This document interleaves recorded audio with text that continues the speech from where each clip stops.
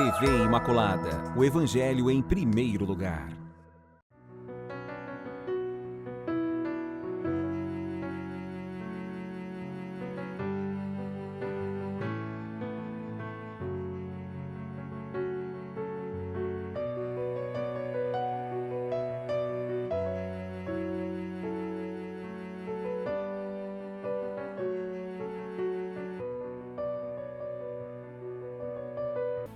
Olá, aqui pela TV Imaculada, mais uma vez, chega até você, programa Respostas, eu, Padre Adriano, na apresentação. Seja muito bem-vindo, muito bem-vinda. O programa Respostas acontece aqui na TV Imaculada, essa TV que evangeliza, essa TV que informa, essa TV que nos traz esperança. Nossa saudação muito carinhosa para todo esse Brasil de meu Deus, como eu sempre digo, porque por meio do canal 321 da Parabólica nós chegamos para todos os cantos desse imenso país. Mas também nós temos a graça de também sermos transmitidos e retransmitidos como canal aberto 15.1, né, na cidade aqui de Campo Grande, capital do Mato Grosso do Sul, e também em Belo Horizonte mesmo, né, canal 15.1, também agora como TV aberta em Belo Horizonte, Minas Gerais. Uma saudação muito carinhosa para o pessoal de Minas. E aqui no nosso programa nós temos uma dinâmica dividida, um programa dividido em dois blocos, dois momentos com 3 blocos. No primeiro momento nós refletimos sobre um tema da atualidade a partir da perspectiva do pensamento da igreja, e depois no segundo e terceiro bloco nos dedicamos a, de fato, tratar de um tema, dos temas que vêm, as respostas das perguntas, as perguntas que vocês nos enviam. E eu gostaria de dizer que nesse programa de modo especial nós vamos encerrar o documento Apostólica Actuositatem, exatamente porque nós encerramos no programa passado. Eu vou fazer hoje, nesse primeiro bloco, uma síntese, podemos assim dizer, desse documento que foi muito importante para a igreja ao falar do apostolado dos leigos. Então o tema de hoje desse programa é, de fato, não a leitura de um texto, mas a nossa tentativa de partilhar com vocês uma síntese do documento Apostólica Actuositatem que a gente trabalhou com vocês durante este tempo. Então vamos proceder agora com o tema do programa de hoje. Nós temos nessa síntese das principais ideias do decreto Apostólica Actuositatem que estamos encerrando, um documento muito importante do Concílio Vaticano II, porque no Concílio Vaticano II a Igreja se exprimiu oficialmente, e isso já tem aí mais de, por volta aí dos seus 60 anos, e é muito importante que a gente volte sempre a estes textos, porque primeiro porque nós não temos um Vaticano III, e também porque todos os pontificados pós-concílio reafirmaram que se trata de uma bússola. Você sabe que uma bússola é um artefato que nos orienta. Sabemos que a igreja é conduzida pelo Espírito, mas nós sabemos que um concílio é um ato oficial de magistério. Por isso que eu falo que os textos que a gente lê aqui são textos oficiais da igreja. O que eu quero dizer com isso? Exprimem o pensamento da igreja, porque num concílio se reuniram os bispos do mundo inteiro junto com o sucessor do apóstolo Pedro. O Concílio Vaticano II começou com o Papa João XXIII, ele veio a falecer durante o período da realização do concílio e depois Papa Paulo VI assumiu. E esse decreto é um decreto, não é uma constituição dogmática, ele trata, foi de fato assinado pelo Papa Paulo VI em 18 de novembro de 1965. O que a gente pode dizer? Que nós estamos celebrando o aniversário desse documento. É um documento muito importante dentro do Concílio Vaticano II, porque a gente poderia pensar, se o concílio, na Constituição Dogmática Lumen Gentium, tratou sobre a igreja, e também colocou dentro desse documento sobre a igreja um capítulo, todo ele voltado para os leigos, é muito importante nos perguntar por que tratar num decreto, uma vez que esse tema já foi incluído dentro do documento da Lumen Gentium. Eu vou dar uma primeira resposta para vocês que é lógica. Se trata de um tema muito importante. Até porque, na Lumen Gentium, que é um documento do concílio que fala sobre a igreja, há um total redimensionamento da abordagem dos temas, de modo que, em primeiro lugar, o concílio quer falar no documento. Aqui eu estou me referindo à Lumen Gentium. Quis falar daquilo que nos une, daquilo que é comum a todos os membros da igreja. Por quê? Porque a igreja se apresentava de modo muito explícito, com um protagonismo que eu diria hoje, na nossa concepção, nós diríamos exagerado da hierarquia. Então precisa de um ajuste. A eclesiologia tem que passar por um ajuste, e esse ajuste justifica o período de reforma, porque um concílio é sempre também um período de reforma. Todos os papas pós-concílio Vaticano II não fizeram outra coisa que não atuar este compromisso assumido no concílio Vaticano II. Então, aí a gente vai falar, no pós-concílio, podemos dizer que uma das características dos papas é que são papas reformadores. Não no sentido de que inventaram a roda, mas no sentido de que eles precisam cumprir a tarefa que o concílio entregou. Essa tarefa que foi dada pelo concílio. E todas essas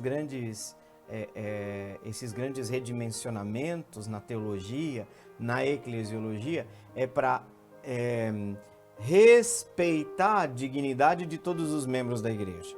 Óbvio que nós não vamos dizer que os cristãos leigos atuam fora do corpo, mas dentro sempre de um espaço de comunhão. E nessa eclesiologia da comunhão não há espaço para protagonismos exagerados, não há espaço para estrelismos. Então cada um faça tudo aquilo que lhe compete por vocação, por missão. Mas era preciso dizer, era preciso enfatizar, porque uma ênfase reconstrói um equilíbrio que tinha sido perdido. Vou repetir, uma ênfase reconstrói um equilíbrio que se tinha perdido. Antes, a ideia de santidade é reservada para padre e monge. A ideia de missão, reservada para padre e monge. E aí o leigo? Onde ele aparece? Então, a gente percebe que esse assento não é para mudar nada, mas é para que a igreja resgate uma dimensão que foi obscurecida. Porque toda vez que você faz uma ênfase demasiada num ponto, pode ter certeza que você está roubando de outro. Está faltando em outro. Então não é que a igreja não sabia que os batizados têm missão, que os batizados... Mas isso não estava no centro, não estava na eclesiologia, não estava evidente. E é preciso evidenciar, e esse decreto vai reforçar isso, esse decreto que se trata da parte dos leigos de um verdadeiro apostolado. Os leigos realizam um verdadeiro apostolado. E nós podemos dizer que o documento, esse decreto apostólico Actuositatis, em primeiro lugar fala que essa vocação, ela nasce de Deus. É uma vocação. A vocação dos leigos ao apostolado. Primeiro, baseados no fato de que por sua união com Cristo, através do batismo e da confirmação, os cristãos leigos e leigas são chamados a participar ativamente da missão da igreja no exercício do seu sacerdócio comum. Na missão assumida no batismo, depois levada até a realização da crisma, cada cristão sabe que participa da missão de Cristo.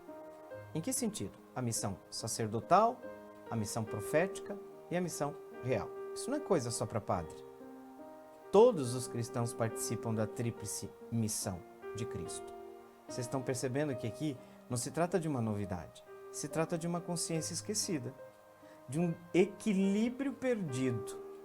Porque se você perguntava antes do Concílio Vaticano II, quem que é o leigo? a nossa resposta era de uma pobreza terrível. Em que sentido? O leigo é aquele que não faz parte do clero. Você não diz o que é o leigo quando você responde, o leigo é aquele que não faz parte do clero. É uma resposta que nas entrelinhas está dizendo, o leigo não conta. Vocês estão percebendo? Então a gente teve que superar uma visão negativa do lugar do leigo por causa do clericalismo, gente. E não é que o concílio acabou com o clericalismo. Ele continua vivo e atuante hoje. Infelizmente. Infelizmente. Mas agora falta vergonha na cara da igreja que ignora o Concílio Vaticano II. Por quê? Porque o concílio tentou restabelecer esse equilíbrio entre os diversos agentes envolvidos na missão salvífica da igreja. Os leigos estão ativamente envolvidos na missão salvífica de Cristo. A primeira união é com Ele. O primeiro motivo teológico é esse. Vocês são configurados ao Cristo no batismo. Por outro lado, tem ônus e bônus. O ônus é que a missão tríplice de Cristo é participada, a seu modo, também pelos leigos. Uma coisa que foi importante ser dita, que os leigos têm um papel único. Embora sempre em comunhão com a hierarquia da igreja, o documento em nenhum momento obscurece essa necessidade, mas se fala que os leigos têm um papel único, de modo especial vivendo no mundo. A dimensão secular da vocação do leigo é uma característica específica. E o leigo, a leiga, é chamado a transformar o mundo a partir de dentro. A ideia do fermento presente no Evangelho aqui nos fala muito. É preciso impregnar o mundo do fermento do Evangelho, através do espírito do Evangelho. O apostolado dos leigos hoje, a igreja está convencida de que é essencial. Essencial, eu estou falando. Então, especialmente, gente, em contextos onde os sacerdotes, nós sabemos que a Europa tem uma grave crise vocacional para o sacerdócio, para a vida religiosa, e os âmbitos da autonomia da vida secular continuam exigindo a presença dos cristãos. E como é quem vai fazer isso? Primeiro que o padre não dá conta, mas o leigo não vai fazer isso porque o padre não dá conta, ele vai fazer isso por quê? Porque despertou para a sua vocação. Segundo ponto, quais que são os fundamentos do apostolado dos leigos? O decreto apostólico Actuositatem vai dizer que, em primeiro lugar, o fundamento do apostolado dos leigos deriva da caridade, do amor, o amor a Deus e do amor ao próximo. Olha que fantástico. Esses fundamentos, cuja origem é a caridade, a vida do apostolado tem que ser alimentada. Tem que ter uma fonte de forças. Onde estão essas fontes? Nos sacramentos, de modo especial a Eucaristia. Também o fundamento da missão apostólica dos leigos está no próprio Espírito Santo, porque receberam dons do Espírito Santo, ou carismas, se você quiser chamar. Receberam dons do Espírito. Para quê? Para se inchar? Para fazer a mesma coisa que muitos padres fazem, achar que eles são os donos da igreja? Não. Para colocar a serviço da edificação da igreja, a edificação da comunidade, a construção do reino de Deus, edificar a igreja e servir ao mundo, sempre em comunhão com a hierarquia. Só que ninguém pode me acusar de que eu falei assim, agora os leigos têm que se sentir cidadãos e eles têm que confrontar a hierarquia. Não foi dito em nenhum momento isso aqui, em nenhum momento. Mas que os padres, que o clero precisa rever seu modo de ser padre a partir do protagonismo dos cristãos, sobretudo no âmbito secular, precisa. Mas muitos cleros não estão dispostos a isso. É verdade. Mas esse é o caminho da igreja. Os objetivos do apostolado leigo, já colocando para vocês evangelização e santificação, porque fazem parte do munus profético real e sacerdotal de Cristo, porque participam ativamente da missão da igreja. E qual é a missão da igreja? Salvar, santificar, evangelizar. Então, os leigos participam da evangelização e santificação, estão entre seus objetivos, a renovação da ordem temporal e também as obras de caridade e justiça social. Por isso que é uma pena que muitos leigos não entendam seu lugar, o lugar, por exemplo, da doutrina social da igreja. Esse é um ponto triste. Os campos de atuação dos leigos, o documento falou que a família, a juventude e as crianças, o ambiente profissional e social, o mundo da cultura, o mundo das comunicações. O documento também falou depois sobre as formas de apostolado. Pode ser individual, sobretudo em terras de missão, esse tipo de apostolado é mais frutuoso, mas também podem se organizar, os leigos podem se organizar em associações e movimentos, por exemplo, a Ação Católica.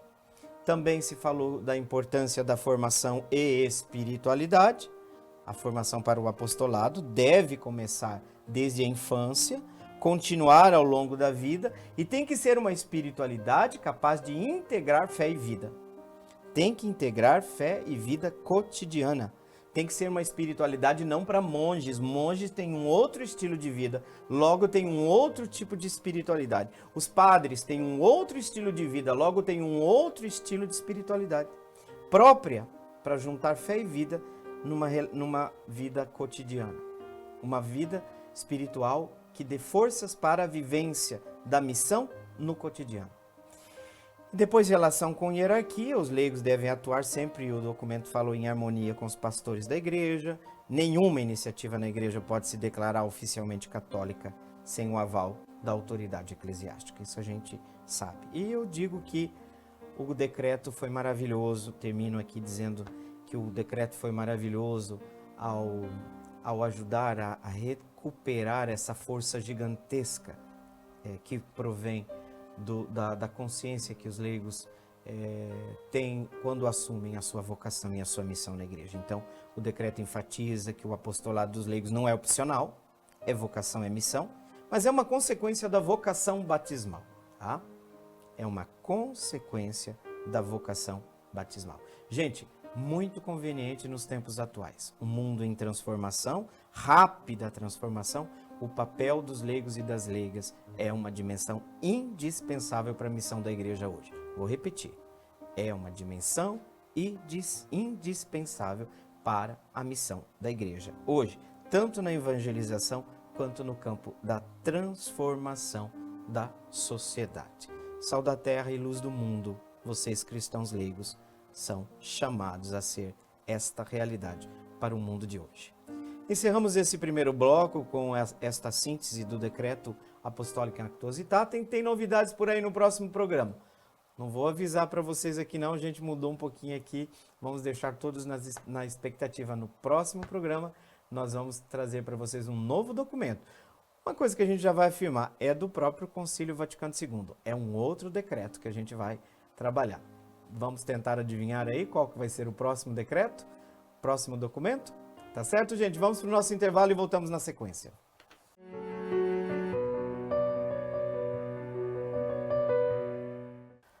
De volta para o segundo bloco do programa Respostas. E como é de conhecimento de quem participa do programa, mas vamos levar ao conhecimento de quem não participa, nesse segundo bloco nós já optamos, assim, em acordo com a coordenação aqui, com a direção do programa, de nós respondermos a uma pergunta que sentimos no coração que é muito importante, haja vista que nosso povo carece muito de formação litúrgica.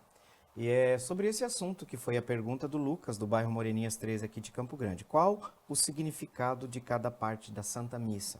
Nós temos trabalhado, gente, olha, já faz um bom tempo que nós trabalhamos essa missa parte por parte e já estamos, digamos, do meio para o final já desse processo.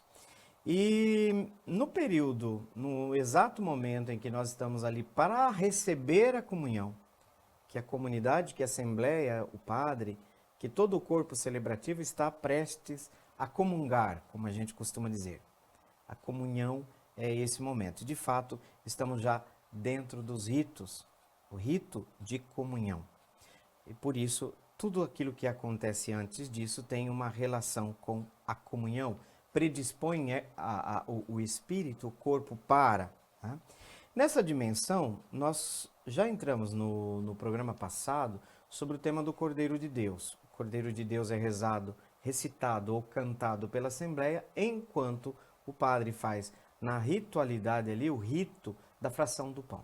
Vocês sabem, eu já disse isso, eu vou repetir aqui agora. Nos primeiros séculos a missa não se chamava missa. Isso veio muito tempo depois. No início a missa se chamava fração do pão.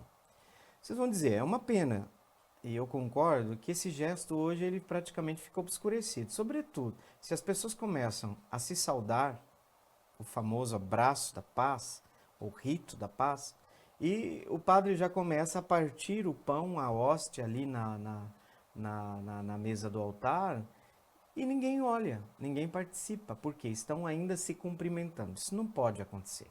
O rito da paz é o rito da paz. O rito do cordeiro já é um outro momento. Então, a recitação do cordeiro é um fundo musical, vamos assim dizer, para a gente ter uma ideia, que a comunidade vai repetindo enquanto o padre fraciona o pão.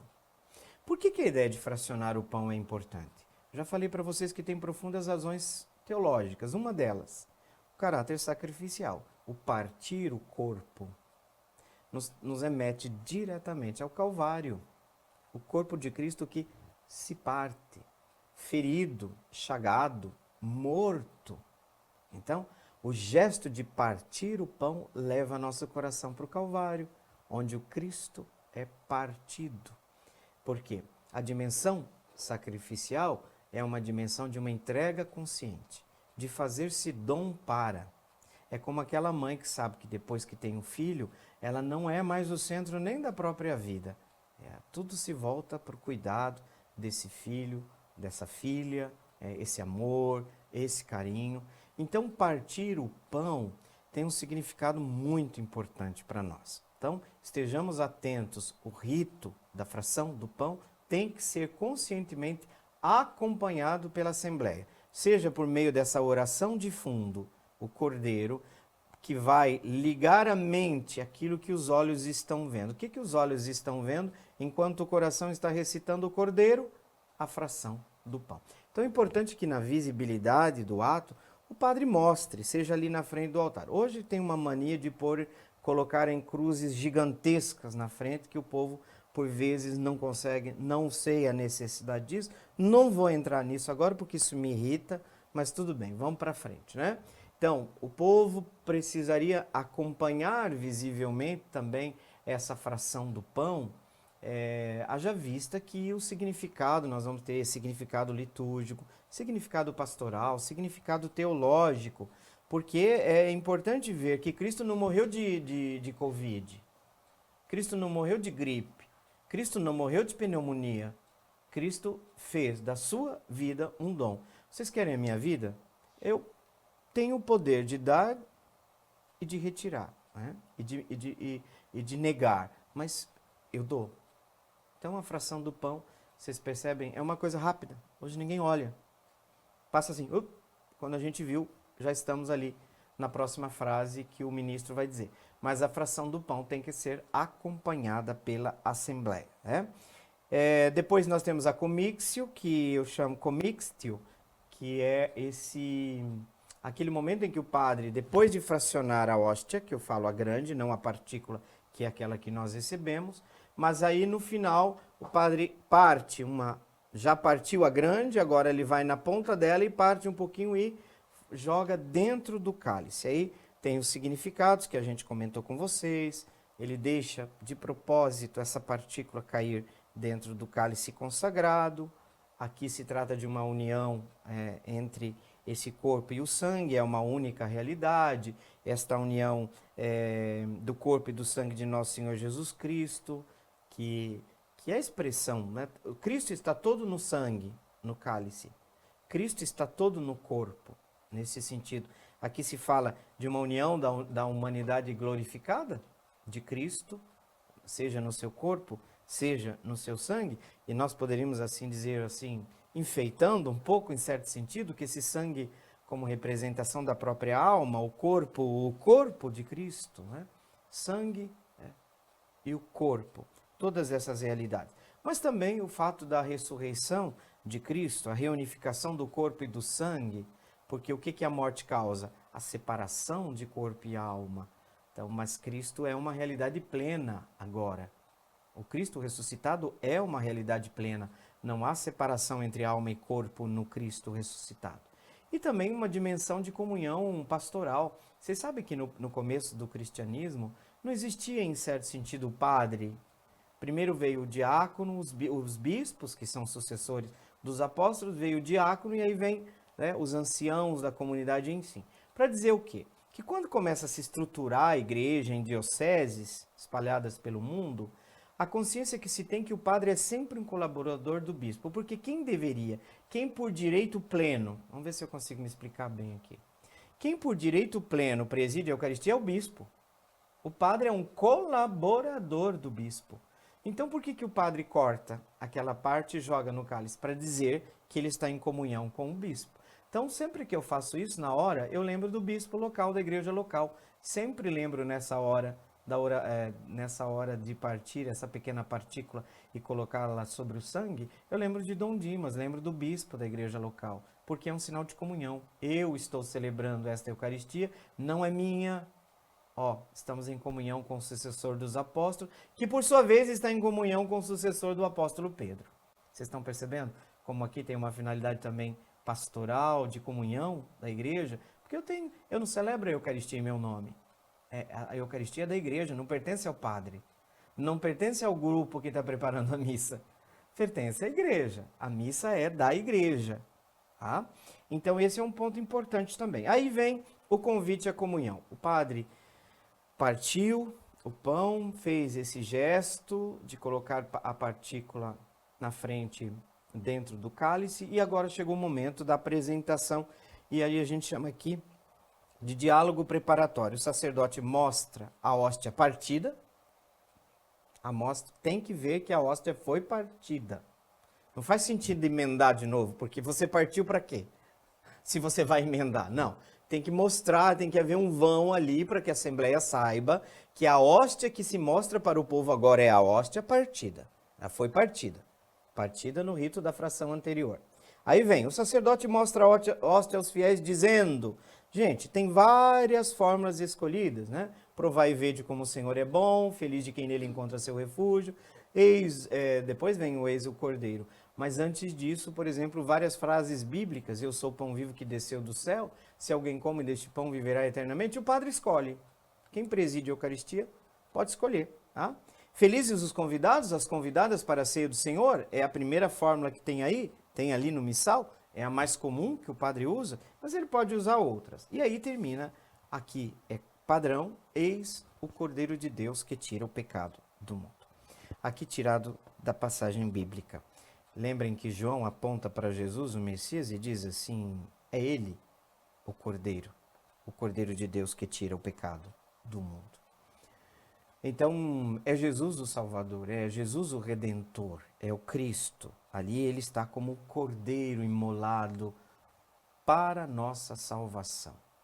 Então, esse Cordeiro imolado pede da comunidade agora uma resposta, tem uma resposta, que exprime humildade e fé, até o último momento agora que antecede a recepção da comunhão. A resposta, Senhor, eu não sou digno de que entreis em minha morada, mas dizei uma palavra e serei salvo. Gente, deixa eu abrir um pequeno parênteses aqui, não precisa dizer uma só palavra, tá? Porque é redundância. Mas eu vou para o inferno porque eu disse uma só palavra? O povo se acostumou a dizer, mas não tem necessidade nenhuma de ter só ali. Por quê? Porque não tem no texto. Tá? Senhor, eu não sou digno de que entreis em minha casa, diz uma só palavra. Não tem, diz uma palavra e eu serei salvo. Tá? Vejam a dimensão absolutamente salvífica, a compreensão salvífica do ato de Cristo na cruz, que encontra, em contrapartida na minha fé, o reconhecimento da dimensão salvífica de tudo aquilo que estou recebendo. Então, Senhor, eu não sou digno de que entreis em minha morada, diz uma só, tira o só, tá? Não precisa dizer uma palavra e serei salvo. Aqui é a consciência da fé, que acolhe Cristo como Cristo,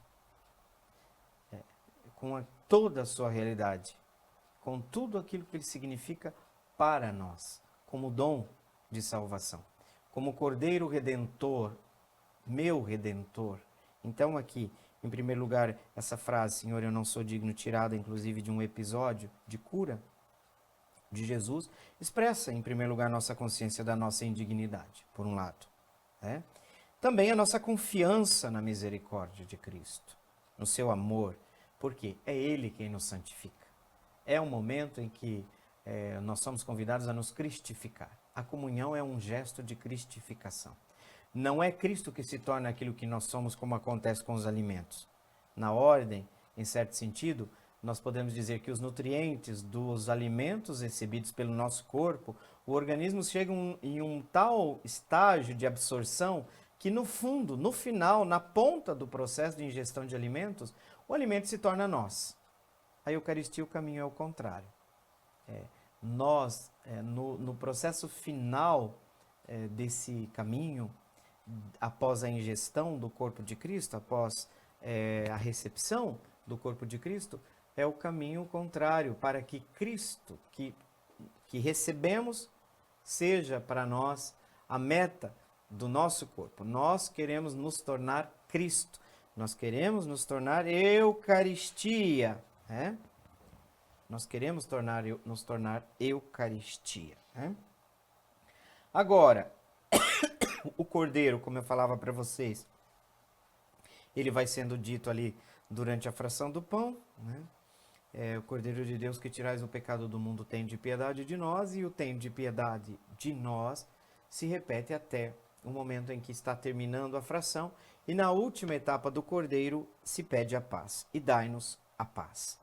O Agnus Dei, esse Cordeiro de Deus, prepara o coração para receber Cristo, que é a nossa paz. É o dom maior do ressuscitado à comunidade. Eis que eu vos dou a paz. A paz esteja convosco. Então, o Senhor entra em nossa realidade última, trazendo a sua paz. Trazendo a paz que o mundo não pode dar. Então, nós podemos dizer que a verdadeira paz eucarística aqui é reconciliação. Por isso que a gente tem que estar em paz também com quem nos feriu. Eu estou com ódio no coração de alguém, não vou perdoar, não quero saber, quero que a pessoa se dê mal, que se lasque, e a hora que eu tiver uma oportunidade eu vou me vingar dela. Você não pode comungar. Outra coisa é dizer assim, padre, nossa, como é difícil perdoar essa pessoa. Você quer? Quero. Então comunga. Vai demorar 2 anos, padre. Não, continua comungando, você precisa de forças. Por quê? Em certo sentido a gente fala, nossa natureza parece que é mais inclinada a dizer assim, espera só que você vai ver o que você vai receber. Espera só.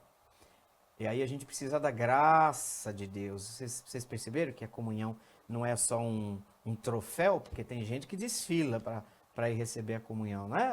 Eu estou preparado. Como se isso fosse possível. Não é um troféu para bom comportamento, tá? A comunhão não é isso. É também alimento para que a gente possa fazer. Na dimensão de peregrinos, somos peregrinos neste mundo, não estamos ainda no paraíso. Caminhamos para lá, mas o paraíso não chegou. Nós não estamos ainda na dimensão de plenitude.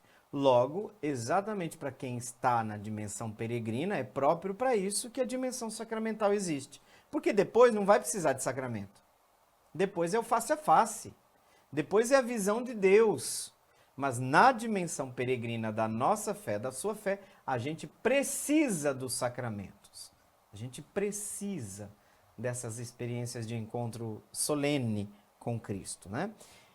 E os aspectos dessa unidade, há uma unidade ritual aqui em todo o rito da comunhão que a gente está terminando hoje, né, nessa parte, e essa unidade ritual é o que em síntese nos leva diante da comunhão, ao momento da comunhão. Nos introduz no mistério da comunhão, preparando-nos de maneira como a igreja pensa que nós temos que nos preparar. Então tem o aspecto cristológico do rito da comunhão, tudo aponta para Jesus, tudo culmina com o encontro com Jesus. Ele é o Cordeiro imolado e vivo. Vocês estão percebendo? É isso que dá. O rito da comunhão é um rito cristocêntrico, mas também é um rito eclesial. No aspecto eclesial, a fração do pão, a comixtio simbolizam a unidade da igreja, tenho que estar em unidade com o bispo, eu diria não só com o Papa, tem gente que tem raiva do Papa, não pode comungar, tem raiva do bispo, fala mal do bispo, calunia o bispo. É calunia que fala, gente? Acho que é isso, né? Calunia o bispo. Não pode receber a comunhão. Você sabe que foi dito o nome do bispo local lá na oração eucarística.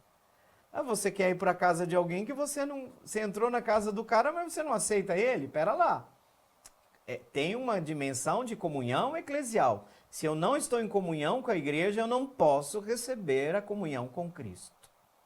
Tá? Depois a gente pode aprofundar isso em outro momento, se vocês quiserem. E tem uma dimensão existencial também. Quando eu digo não sou digno, Senhor, de que entres em minha morada, eu estou falando da minha indignidade, da minha incapacidade e que eu preciso da força de Deus e da sua misericórdia. Eu não sou digno, nos coloca numa atitude muito correta, a atitude correta diante do Cordeiro de Deus. Humildade e fé antes de receber o Senhor. Vamos para o nosso intervalo e voltamos na sequência.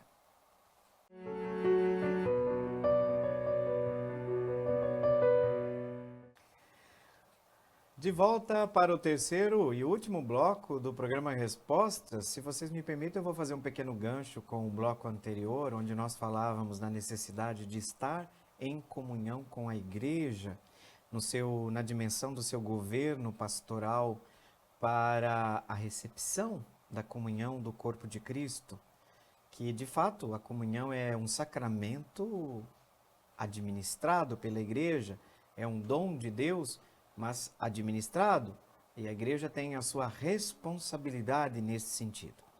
Agora, quando eu falei da pessoa que rompe com a unidade pastoral, rompe com a comunhão ao caluniar o bispo, eu usei palavras pesadas para falar daquilo que realmente causa um rompimento da minha comunhão com o Papa, no caso de nós católicos, ou com o bispo local. Mas atenção, não disse que o bispo não possa ser criticável, não disse que o Papa não possa ser criticável, mas uma coisa é eu fazer uma crítica ao meu pai, que eu sei que é uma pessoa que tem qualidades, mas que também tem defeitos. Outra coisa é o rompimento da comunhão. E quando ele se configura? Quando uma pessoa diz que odeia, a palavra aqui é pesada, odeia o Papa, eu tenho ódio, é impossível você conciliar. Na doutrina católica é impossível conciliar este ódio explícito. Por quê? Normalmente o que nos incomoda nos papas? Os nossos subterfúgios para dizer que ele se desvia da doutrina. Mas sabe quem está se desviando da doutrina? Nós. Porque nós não queremos aquilo que está vindo como um elemento que a gente chama de novo. Mas o apelo à conversão é isso. Ninguém gosta de ouvir o que desmonta, o que nos questiona. Então, tem muita gente que desconhece totalmente a doutrina social da igreja e lascou a lenha no Papa Francisco, quando ele pediu nada mais, nada menos que nós cumpríssemos a nossa responsabilidade do ponto de vista de uma igreja que está inserida no mundo. Não é do mundo, mas ela está no mundo. Nós não somos ainda a Jerusalém Celeste que desceu do céu. Nós somos a igreja em estado de caminho. Somos a igreja em estado de peregrinação. Então tem muita gente que desconhece a doutrina social da igreja, etiqueta de política a posição do Papa, exatamente para justificar o descompromisso. Mas isso não é correto. Até porque essas são pessoas que, quando falam, dá a impressão que são mais católicas que o Papa. Então, se você quer ser tão rígido, lembre que nem sempre um Papa vai dizer o que a gente quer ouvir. Gente, é muito parecido com a pergunta, eu trouxe aqui a pergunta de novo, voltamos à pergunta da Maria. Padre, como o senhor define ou explica para nós a escolha do novo Papa? Tem outra pergunta aqui junto, quais os critérios que são levados em conta para essa escolha? O que o padre achou dessa escolha? Como as pessoas vêm e me perguntam assim, por favor, me entendam bem, o que o senhor achou do novo Papa Leão? Vejam, eu entendi a pergunta, só que cristãos maduros sabem que o nosso amor ao Papa não passa pelo meu gosto, pelo meu ego. Sim, vivemos numa sociedade subjetiva. Se você perguntar para uma pessoa, por que você participa da igreja? Tem pessoas que não vão conseguir sair do nível subjetivo. A resposta vai ser a seguinte, lá eu me sinto bem. Mas eu me sentir bem não pode ser o único critério para mim me sentir membro de uma igreja, de uma religião. Eu não vou desprezar que esse aspecto tenha que ser considerado, porque por vezes isso acaba criando um certo personalismo. Tem pessoas que seguem padres, não é a comunidade dele. O padre mudou de lugar, ela vai atrás. Cidades grandes permitem isso, Campo Grande permite isso. Tem gente que é seguidor de padre, é discípulo. Se o padre mudou de paróquia, muda de paróquia. Pera lá, mas você tem a sua comunidade. Você não tem a sua paróquia? Tá bom, gente. A parte disso, a gente sabe que as diferenças territoriais de paróquia nem sempre dão certo, porque as pessoas escolhem um pouco baseado nos seus gostos. Mas não é bem correta a pergunta se eu gosto ou não gosto. Porque minha resposta, se fosse direta, tá? Mas eu não vou dar essa resposta para você, eu vou dizer, eu não tenho que gostar ou não gostar de um papa. Não interessa se o padre gosta ou não gosta, ele é o papa. Não é porque é Leão, como não era porque era Francisco, como não era porque era Bento, como não era porque era João Paulo. É porque é o papa. Então, eu não tenho que gostar ou não gostar. Tenho certeza que algumas coisas de Papa Leão eu vou me identificar e muito. Outras vai me incomodar. Mas assim é com a palavra de Deus. Quem de nós diz que nós engolimos a palavra de Deus e que eu sou a plena realização da palavra de Deus? Ninguém. Vocês me desculpem. Paremos de hipocrisia. Quem de nós pode dizer que vive plenamente a palavra de Deus? Meu filho, se você disser uma coisa dessa, eu vou pegar você, eu estou vendo aqui atrás das câmeras, estou vendo uma imagem de Nossa Senhora das Graças, vou pendurar ali você ali no... Vou pôr você num pedestal. Ninguém de nós cumpre plenamente a palavra de Deus. Então, às vezes, a palavra de Deus vai ser profética, vai me incomodar. Então, se você passou pela sua vida um papa que te incomoda, atento. O Espírito Santo fala por ele. Talvez não seja você que seja o mais certo do mundo. Talvez seja um sinal de que você precise mudar. Papa Francisco deixou imensas mensagens. Alguns preferiram atacá-lo do que serem capazes de olhar para o próprio nariz e perceber que precisa mudar. Que precisa se converter. Então vocês não me venham com essas etiquetas, tá? O centro, e graças a Deus, eu falo que maravilha, não sabia nem quem era Prevost. Que ótimo, por quê? O que interessa a nós? Interessa que seja escolhida uma pessoa a partir de determinado perfil, que seja capaz de corresponder à ação do Espírito, que o Espírito pede à igreja hoje, agora. Então é óbvio que Papa Leão vai ser amado enquanto ele disser o que a gente quer ouvir. Vai ser odiado quando infelizmente ele disser aquilo que a gente não quer ouvir. Então vocês percebem que esse não pode ser o único critério para avaliar um Papa. Você gostou? Sim, eu estou encantado com o Papa Leão. Vocês entenderam? Estou feliz. Que lindo, que bonito, que momento lindo de igreja. Todos nós estamos assim, boquiabertos. Eu converso hoje sobre o Papa, para minha surpresa, eu tenho amigos ateus, eu tenho amigos espíritas, eu tenho amigos evangélicos. Conversam comigo, falando de uma forma tão respeitosa do Papa, que eu falo, que coisa linda. Como eu encontro, infelizmente, católicos que babam de ódio. Não pode se chamar plenamente católico, está com um problema muito grave na sua dimensão de pertença à igreja. Eu diria, tem que se confessar, tem que se converter. Tem católico, tem evangélico que está falando do Papa com mais respeito, com mais carinho, até com mais conhecimento do que católicos que estão vítimas de ideologias extremistas. Triste isso, triste. Então, esses dias eu ouvi de um amigo, né, que não tem nada a ver com a Igreja Católica, dizendo, olha, mas eu acompanhei tudo. Eu nunca imaginei, meu amigo dizendo assim, eu nunca imaginei que eu ficaria ansioso pela escolha de um Papa. Ele não é católico. Então, vocês entendem que tem gente que chegou no coração da coisa, porque não tem a ideologia ali na frente. Falando que admirou, que admirava muitas coisas, que começou a conhecer muitas coisas bonitas da igreja. Vocês veem que bonito? Não é igual aquelas igrejas evangélicas que jogavam panfletos, eu lembro, quando eu ia pegar ônibus, na época que eu era seminarista, tinha aqueles panfletos ali justificando. Isso é de uma parte dos evangélicos, não vamos generalizar, que o Papa era besta, a besta fera. Isso é idiotice, isso é falta de respeito com a minha fé. Então, vocês estão percebendo? Mas hoje tem um mundo evangélico admirável, que eu tenho profundo respeito, porque foram pessoas que passaram, sabe? A pessoa se situa no mundo e é capaz de rever, e de dizer que para ela ser uma boa evangélica, não necessariamente ela tem que acabar com a Igreja Católica.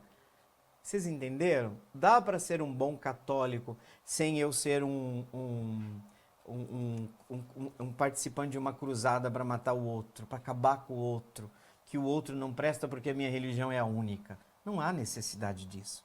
Até porque eu vou repetir para vocês. Nós vivemos numa sociedade plural, aquilo que todo mundo sabe. Nós não estamos mais na Idade Média. Se o cara não crê como a gente vai ali, acende uma fogueira e queima ele vivo. E eu não estou dizendo que toda a Idade Média fez isso. Tem coisas maravilhosas também na Idade Média. Coisas muito lindas aconteceram. Mas teve períodos ali em que, infelizmente, o ser humano... Mas hoje, não se faz muito diferente. Não se faz muito diferente. Então, como é que a gente define a escolha de um Papa? Os critérios, né? Eu já falei então, Maria, falei um pouco no encontro passado, qual que foram os critérios para a escolha do conclave, o critério da escolha. Foi uma surpresa relativa que apareceu esse nome. Outra coisa, Maria, muito importante, eu estou trabalhando sobre a pergunta da Maria já, acabei entrando aqui agora. Qual que é o significado de Leão XIV? Ele apresentou, num dos seus discursos iniciais, um motivo. Por que Leão XIV? Gente, o nome, em certo sentido, reflete um compromisso que a pessoa assume. E ele se comprometeu com a doutrina social, de modo especial, da Igreja, especialmente na encíclica Rerum Novarum, que inaugurou um período de doutrina, de documentos pontifícios voltados ao magistério social da Igreja. Rerum Novarum tratou do drástico problema do descaso com os trabalhadores no início da era industrial. E o Papa fala nesse argumento que escolheu o nome porque ele pensa, a Igreja hoje tem que estar muito atenta porque nós estamos diante de uma nova revolução. Nova, mas em continuidade com a primeira revolução industrial, que ele chama de revolução da inteligência artificial e revolução digital. Então vocês estão percebendo que o Papa pensa o seu pontificado conectado com a Igreja no tempo. Não é uma igreja assim que vive como se fosse num outro planeta. Vocês entenderam? Então é uma escolha do nome, por causa desse pontificado de Leão XIII, que escreveu essa encíclica extraordinária para chamar a atenção do mundo então, onde, gente, pelo amor de Deus, a carga horária dos trabalhadores nessa época, escravidão. Escravidão. Muitos senhores católicos, donos de empresa, tratavam seus empregados com máxima indignidade. Infelizmente não mudou muito, né? Mas tudo bem, a lei, pelo menos hoje, CLT, que a gente reclama, que muita gente reclama, mas foram passos gigantescos, gente. O cara não tem... Se você, por um lado, defende a família, por outro, você coloca o pai de família ou a mãe de família num estado de escravidão, você destrói a família. Você destrói a família. Então o Papa entrou, Leão XIII, de choque com isso. É corajoso o Papa Leão XIII. Esse é o 14 agora. Leão XIII foi muito corajoso no seu tempo. Enfrentou o poder econômico. Vocês estão percebendo? Defendia direitos trabalhistas, a justiça social. Leão XIV, agora, explicitou que ele vinculou sua escolha aos desafios da continuidade da Revolução Industrial, que agora passa a ser o que ele chama de Revolução da Inteligência Artificial. A gente não se deu conta ainda disso, mas estamos diante de uma nova etapa da história da humanidade. A igreja já se deu conta disso, já está se dando conta disso. Então a simbologia. Por que ele não escolheu Francisco II? Gente, é demais a gente achar que um papa tem que ser a cópia do outro. Só que há uma relação absoluta de complementaridade entre um pontificado e outro. Mas cada papa é único, porque o papado tem uma dimensão pessoal, traduzindo, personalizada. Mas uma coisa fica clara para nós, no perfil procurado pelos cardeais, mostra-nos que chama a atenção dos cardeais hoje bispos profundamente enraizados na sua realidade de missão. Porque, de fato, o Papa Francisco, então cardeal Bergoglio, vivia uma vida de absoluto testemunho de experiência pastoral. O Prevost, o cardeal Prevost, no Peru, Peru, né? Isso, no Peru, também viveu para aquele povo, para aquela gente, que inclusive ele citou no dia da sua eleição. Então, não há uma ruptura, mas também não há uma cópia. Agora, por favor, parem, não venham... Sabe o que eu faço às vezes com alguns católicos? Eu fico em silêncio. Vocês podem perceber que eu não respondo nada, porque a vontade é de voar no pescoço.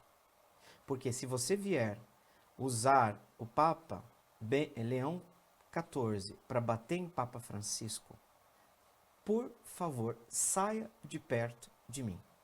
Porque isso é obra de Satanás. Papa Leão vai fazer coisas extraordinárias.